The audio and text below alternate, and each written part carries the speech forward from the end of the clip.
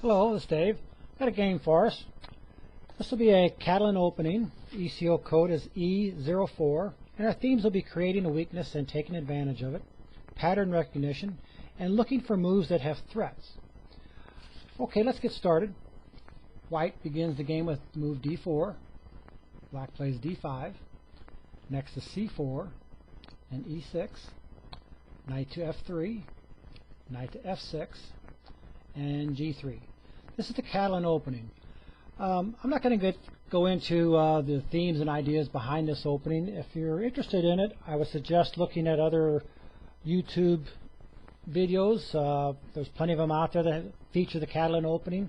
I think like the Chess website, Chess Network, King Crusher, Chess Strategies, Dragon Lalich, and others have some good videos on the Catalan opening, and I would suggest you go there. Today I just want to go over this game and show you some of the strategy and tactics that are used in this particular game. I think you'll find them very interesting, especially the very end. So the game continues with B takes C4. This is the open variation of the Catalan opening, and White has gambited his C4 pawn for a quick development and hopefully a kingside attack. The next move by White is bishop to G2. Black plays knight to C6. White castles. Next is rook to B8. Knight to C3. And B5. Black protects his C pawn, his extra pawn. White now plays knight to E5. And one of our themes is look for moves that have threats in them. So let's see what White does here. He has a threat to possibly win the C6 knight. Of course, Black's not just going to sit there. He will respond with taking White's knight with knight takes E5. Next is D takes E5, and of course there's another threat. An easy one to get out of course. So Black plays knight to D7, and now Black threatens to win the E5 pawn. But White responds with a good move, bishop to C6. And here's another move that has a double attack and another threat. The bishop, of course, pins the knight to the king, but the bishop also is attacking the B5 pawn. Black responds with A6, protecting the B pawn. Next is bishop to E3. And this move, White takes control of the dark squares on the queen side of Black's position. Next is bishop to B7, and Black attacks the white bishop of White's. White responds with bishop takes B7. Next is rook takes B7.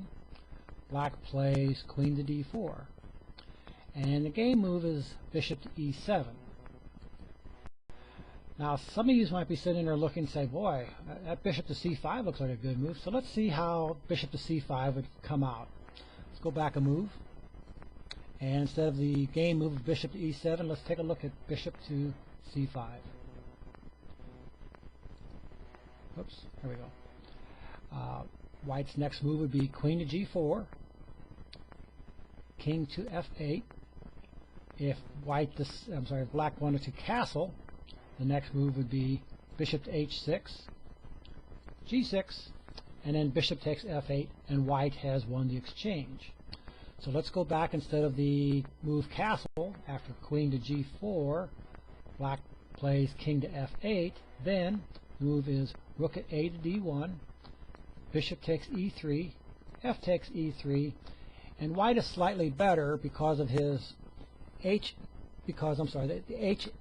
H8, well, I'll get it out. H8 rook of Black is out of play. Though White has three tripled pawns, they all help control some of the key squares in the center of the board. This game is far from over. It should be a very interesting game.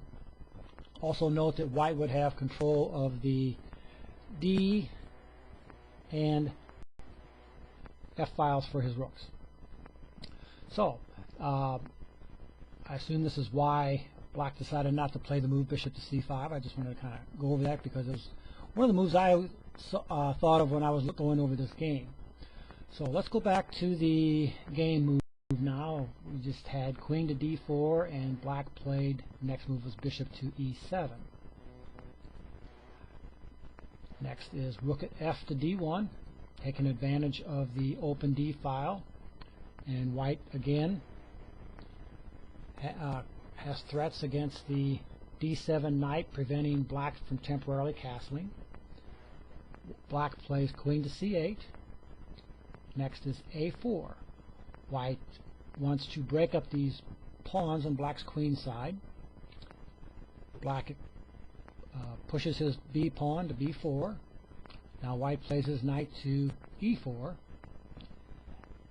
Black plays pawn to a5, protecting that b4 pawn. And as you can see, black has a nice queenside pawn advantage. He has 4 pawns, even though these two are doubled, to white's 2. So black has a very nice pawn advantage on the queen side. So let's see how white counters this. His next move is bishop to g5. Black plays bishop takes g5, and now white plays knight takes g5. And you can see that white could have captured this c pawn. But I want you to see how white takes advantage of his placement of his knight and queen, and he has control of the d file to attack black's king. He figures the attack on the king is more important than the pawn. Black's next move is c5, attacking the queen, and now white plays queen to f4. And here white threatens mate in 3 moves or so. For example, he could play after queen to f4, if he would play, let's say, h6, maybe not the best move, but just to show you how the mate would work. Queen takes f7 check, king to d8, and then knight takes e6 checkmate. So as you can see, after white had played queen to f4 and it was threatening the possible mate there at f7 and with the knight to e6, black decides to castle, protecting his king. And the next move is queen to e4. White begins a plan that will force black to weaken the pawn protection around his king. And this is one of these positions I think many of us have seen in tactics books where it will say white to move and win. Now, this is going to be approximately a 10-move sequence here, but it's very instructive of how white uses his queen and knight to force black to make weaknesses in his king side, and white will triumph in the end.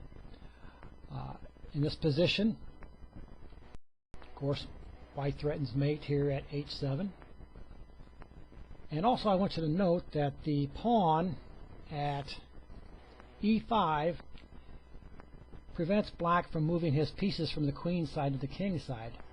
Seems like in many positions you will see a pawn at e5 that will more or less split the black position, preventing him from moving his pieces from one side of the board to the other. This seems like it's always a key element of a good attack. The next move after queen to e4, of course, black plays g6. Next is queen to h4, again threatening mate here at h7. Black plays h5, and now knight to e4.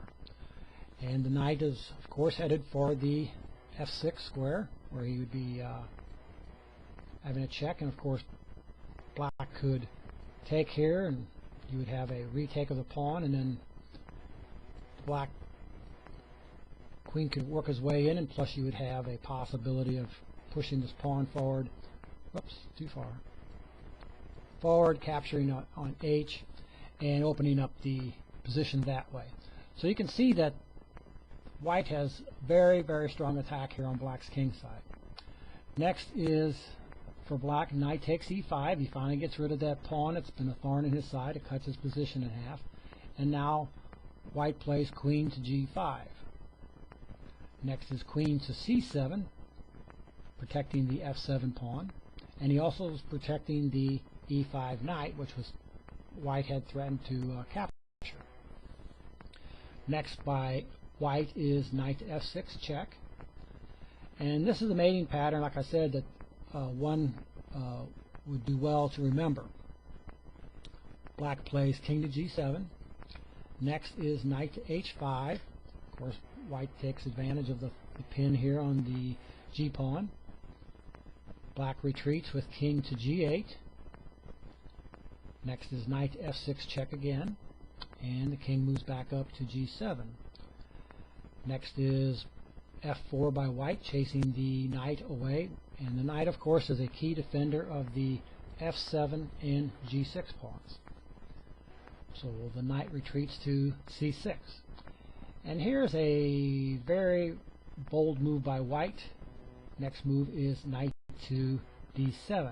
Of course, white could have played knight to h5, which is a just another way to continue the same mating pattern that the game move actually does.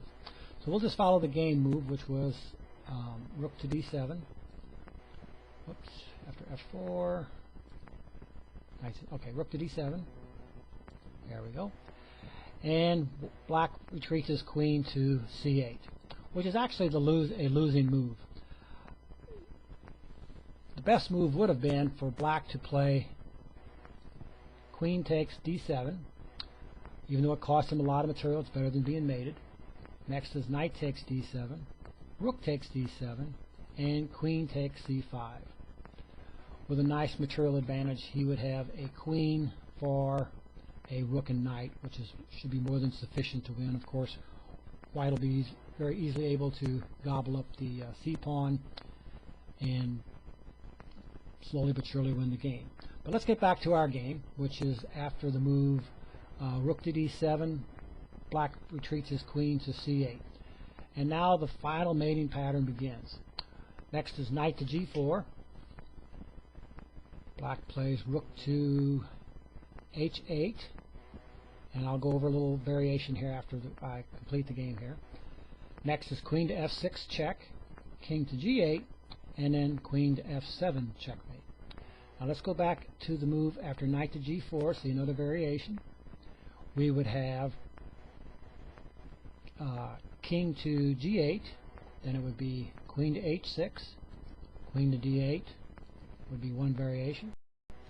Next move is rook takes d8, rook takes d8, and then knight to f6 checkmate. And let's go back to the move 30, queen to h6 instead of queen to d8. Black could have played rook takes d7, and of course then you have the mate at f6. So you can see how white uses queen and knight to force weaknesses on black's king side, pressed his attack, and mated black. Also, the e5 pawn was a thorn in black's side, preventing him from being able to move his pieces from the queen's side to the king's side. And I thought it was a very good game. I liked the way white used his queen and knight to force these weaknesses on black, and brought the attack to fruition with a checkmate. Hope you enjoyed the game. I enjoyed bringing it to you, and thank you very much.